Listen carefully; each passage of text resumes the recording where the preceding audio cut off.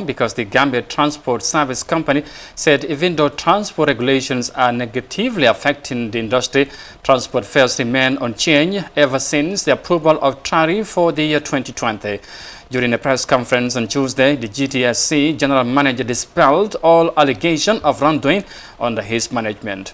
More details in this report by Juldenjai Suare. The General Manager of the Gambia Transport Service Company has said that the fares at GTSC remain unchanged since the board approved tariff earlier this year. Speaking during a press conference, CD Kanyi responded to allegations making rounds on social media that the company was engaged in overloading and increment in transport fares.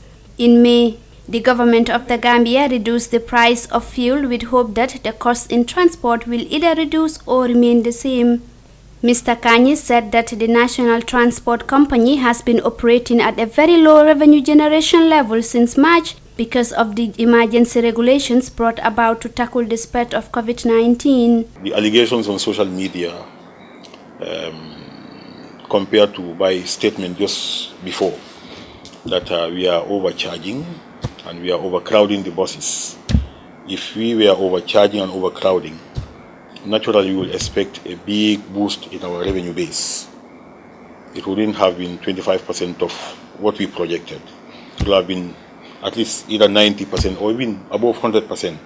But the figures indicate that we are really complying with the regulation. So at the moment, we want to tell the public, the stakeholders, the authorities, ourselves, everybody that has interest in GTSC, that number one, our fares remain unchanged.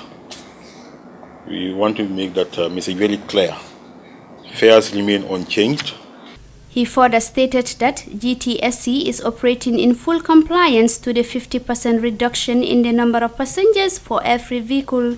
Number one, we ensure that we have less staff presence at the offices, and also our buses, we manage the passenger loads. Interestingly, we even adopted the 50% load requirement before the announcement. And we partnered with the Gambia Red Cross Society to ensure that our buses are fumigated and offices are also fumigated.